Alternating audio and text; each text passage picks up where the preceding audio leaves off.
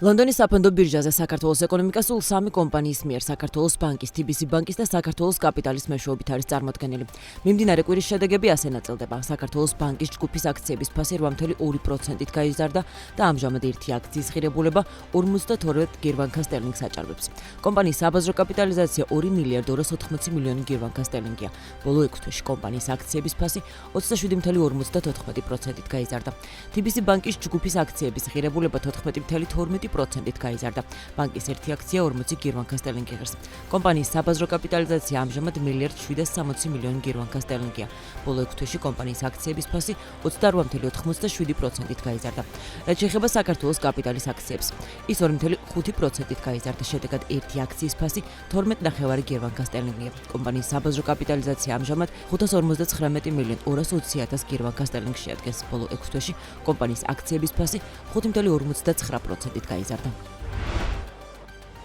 TBC ბანკი აქციონერებისთვის 2024 წლის საბოლოო დივიდენდის გადასახდელად ემზადება. ლონდონის საფონდო ბირჟის ვებგვერდზე გამოქვეყნებული ინფორმაციის მიხედვით TBC ბანკის ჯგუფის დირექტორთა საბჭო აქციონერებს დასამტკიცებლად სთავაზობს და რეკომენდაციას უწევს საბოლოო დივიდენდს 2024 წლისთვის 5.55 თეთრის ოდენობით თითო აქციაზე. დამტკიცების შემთხვევაში საბოლოო დივიდენდის გაცემა 11 ივლისს მოხდება. აღსანიშნავია, რომ 2024 წლის 11 ნოემბერს გადახდილ აქციაზე 2.55 თეთრის შუალედურ დივიდენდთან ერთად ჯამური დივიდენდი 8 ლარი და 10 თეთრს გაუტოლდება, რაც წლეურად 12%-იანი მატება.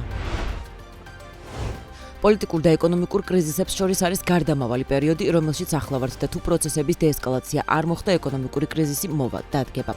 ეს განცხადება BMG TV-ს გადაცემად წერტილში ბიზნესმენმა ნიკოლოზ გამყრელიძემ ქვეყანაში მიმდინარე მოვლენების შეფასებისას გააკეთა. გამყრელიძე ერთ-ერთი იყო იმ ბიზნესმენებს შორის, რომელიც მიმდინარე კვირაში სალომე ზურაბიშვილის ინიცირებულ შეხვედრას ესწრებოდა. შეხვედრაზე განხილვის ძირითადი თემა იყო მოლოდინები ბიზნესსა და ეკონომიკაში. არავინ უარყოფს ყოველ შემთხვევაში იმ შეხვედრაზე მყოფები, რომ ნელ-ნელა პოლიტიკური კრიზისი, რომელიც გვაქვს, იწყებს გადასვლას ეკონომიკურ კრიზისში. ზოგიერთ სექტორში ეს ჯერ შესამჩნევი არ არის, მაგრამ ზოგიერთს უკვე დაიწყო, მაგალითად, ჰორეკა სექტორს აღნიშნა ნიკოლოზ გამყრელიძემ. მისივე თქმით, ამ სიტუაციაში ბუნებრივია, რომ ბიზნესმენები კრიზისულ გარემოზე მორიგებას იწყებენ, რომლის ერთ-ერთი მექანიზმი ხარჯების შემცირებაა.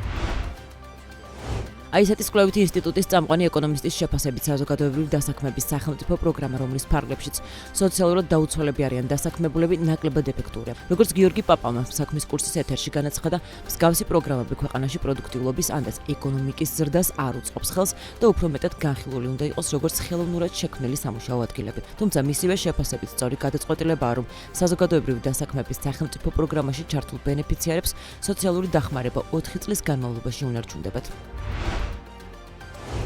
სახელმწიფო აუდიტის სამსახურმა ციფრული ჯანდაცვის აუდიტის ანგარიში გამოაქვეყნა, რომლის მიხედვითაც ქვეყნის მასშტაბით რეცეპტებს დაქვემდებარებული მედიკამენტების ურეცეპტოდ გაცემის მაჩვენებელი მაღალია და საერთო რაოდენობის 67% შეადგენს. აუდიტის თანახმად 2022-23 წლებში რეცეპტს დაქვემდებარებული წამლების ურეცეპტოდ გაცემისთვის ჯამში 1.821.100 ლარის ოდენობის ჯარიმა გამოიწერა. წამლისა და ფარმაცევტული საქმიანობის საქართველოს კანონის მიხედვით ფარმაცევტული პროდუქტის რეალიზაციის წესის დარღვევა გამოიწვევს დაჯარიმებას. 2022-23 წლებში სულ განხორციელებული 1875 კონტროლის ღონისძიებიდან 98%-ის შემთხვევაში გამოვლინდა რეცეპტს დაქვემდებარებული წამლების ურეცეპტოდ გაცემის ფაქტი და ჯამში გამოიწერა 1.822.100 ლარის ოდენობის ჯარიმა, ნათქვამია აუდიტის დასკვნაში. აუდიტი წერს, რომ რეგულირების სააგენტოს განმარტებით შეზღუდული რესურსის გამო ვერ ხორციელდება ყველა სამედიცინო სააფთიაქო დაწესებულების შემოწმება ელექტრონული რეცეპტების ფარგლებში. ამასთანავე არ არის შემუშავებული და დანერგილი ის მექანიზმები, თუ რა ფორმით და როგორ მოხდება EHR სისტემის ფარგლებში სამედიცინო დაწესებულებების სამედიცინო პერსონალის შემოწმება, ვადების დაცვის კონტროლის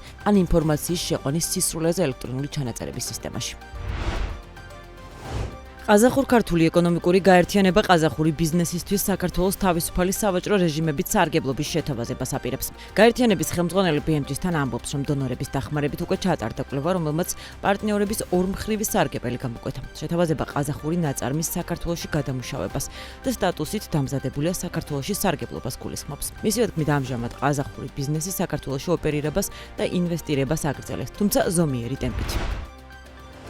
საქსტატის მონაცემებით 2024 წელს საქართველოში 7.400.000 დოლარის ღირებულების 3.597 ტონა პოლიეთილენის პარკები შემოვიდა. იმპორტის მოცულობა წლიურად 18%-ით არის გაზრდილი. საქმე ისაა, რომ 2019 წლის ივლისიდან საქართველოში ნებისმიერი სისქის პლასტიკის პარკის წარმოება, იმპორტი და რეალიზაცია აკრძალულია. კანონის მიხედვით იმპორტის კონტროლს საზღვარზე შემოსავლების სამსახურის საწარმოებში, გარემოს დაცვის სამინისტროს, სავაჭრო ობიექტებში კი ადგილობრივი მუნიციპალიტეტები ახორციელებენ. ამასთან 2023 წლის 2 იანვრიდან ასაწონად განკუთვნილი პოლიეთილენის პარკებიც აიკრძალა. რეგულაციის მიუხედავად აღსრულების კონტროლი დღემდე გამოწვევაა და პროდუქტი მარკეტებში თუ აგრარულ ბაზრობებზე კვლავ იყიდება. რაც შეეხება იმპორტის დინამიკას, ის წლიდან წლამდე მზარდია. საქსტატის მონაცემებით პოლიეთილენის ან პოლიპროპილენის საფუთავი ტომრების და პაკეტების იმპორტის მაჩვენებლები წლების მიხედვით ასეთია. 2019 წელს 1950 ტონა, 2020 წელს 1733 ტონა, 2021-ში 2074, 2022-ში 2549,